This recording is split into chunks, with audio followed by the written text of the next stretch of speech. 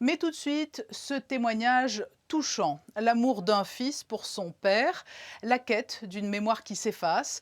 Dans le documentaire Mon vieux, l'humoriste Elie Semoun montre sans filtre les derniers mois avant le décès de son père qui souffrait de la maladie d'Alzheimer. Des derniers mois sur fond de crise de la Covid. Il a répondu à l'invitation de l'association monégasque pour la recherche sur la maladie d'Alzheimer et a pris part à une projection débat au Yacht Club. Et il est avec nous ce soir.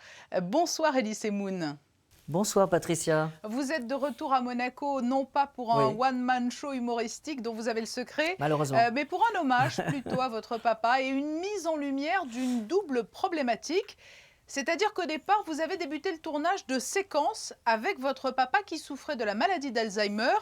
C'est le contexte Oui, de exactement. départ. Je suis ravi, ému, flatté de pouvoir présenter ce beau film au Monégasque. Ce que l'on découvre dans ce documentaire, ce sont non seulement les difficultés que rencontrent les malades, mais aussi la détresse des accompagnants. Oui, on les appelle les aidants. Bon, moi, j'aime pas trop ce mot aidant, je dirais plutôt les aimants, hein, voilà. Donc oui, c'est vrai que c'est une détresse parce que, comme je le dis dans le film, en fait, c'est comme si j'avais perdu mon papa deux fois. Une première fois parce que sa mémoire s'est évanouie, elle est partie dans les oubliettes. Et la deuxième fois, évidemment, parce qu'il est mort réellement. Mais c'est vrai que c'est très difficile quand... En fait, c'est lui qui possède les clés de notre enfance, de notre vie, de notre adolescence, tous nos petits secrets et tous ses secrets à lui. Donc c'est un peu difficile de perdre ça aussi. Mais mon père, c'était un Alzheimer gentil, on va dire. C'est-à-dire qu'il nous a toujours reconnus avec ma sœur. Mais il avait la mémoire de l'instant, il l'oubliait très vite. Donc c'était assez difficile, Il quand y a même. aussi une forme de quête dans ce Ouais, documentaire, la quête de la mémoire. Vous emmenez votre papa au Maroc sur les traces de sa jeunesse, mais rien n'y fait. exact. On l'a emmené avec Marjorie Desjardins, qui a réalisé le film. On a décidé d'aller... J'avais un spectacle à Casa, à Casablanca, et on a décidé d'aller à Taza. Alors voilà, pour les Marocains, Taza, c'était sa ville natale. Ça faisait 20 ans, 30 ans qu'il n'était pas revenu, et moi, je n'avais jamais été. Donc on est allé retrouver sa maison natale. On a été très déçus parce que c'était un taudis, c'était horrible. C'était un peu une déception, mais on s'est dit naïvement, enfin moi je me suis dit naïvement, peut-être qu'il va y avoir un miracle, peut-être qu'il va y avoir un déclic, peut-être que ça va déclencher quelque chose. Malheureusement, on ne peut pas grand-chose contre cette maladie.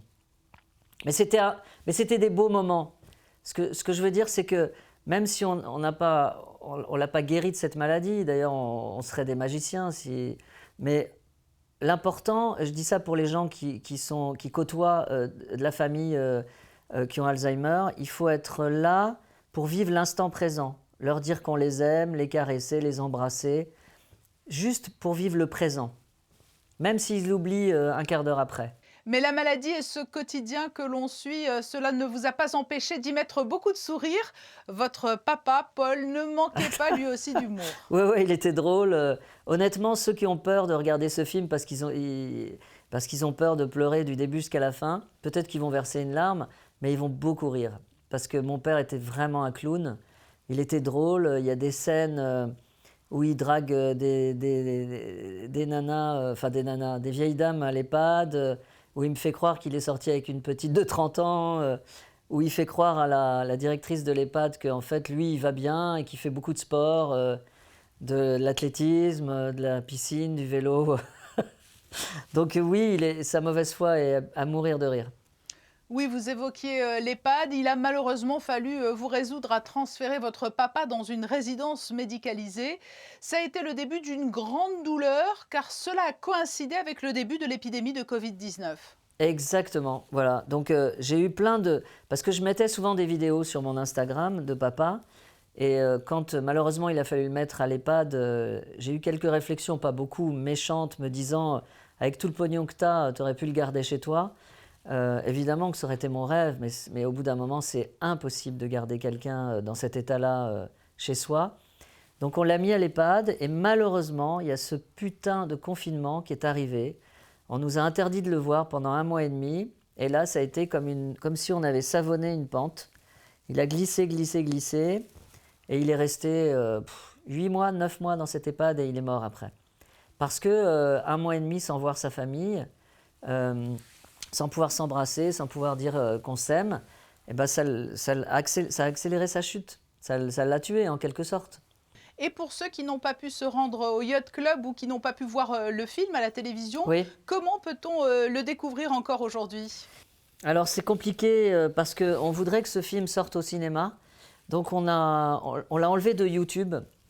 Il passait sur la chaîne parlementaire, il n'y passe plus. Donc il va falloir patienter en fait. Et j'espère peut-être soit le montrer sur une grande chaîne dans sa version télé, soit le passer au cinéma. Mais honnêtement, j'ai jamais eu autant de retours. C'est un film magnifique. Vous avez été touché par cet élan d'émotion et d'amour autour de votre papa et de vous-même? Incroyable. Écoutez, oui, parce que j'ai parlé de mon intime et en fait, c'est devenu universel, quoi. Elie Semoun, merci pour ce magnifique témoignage et ce cri du cœur qui, on le sait, est partagé par de nombreuses familles. Merci beaucoup.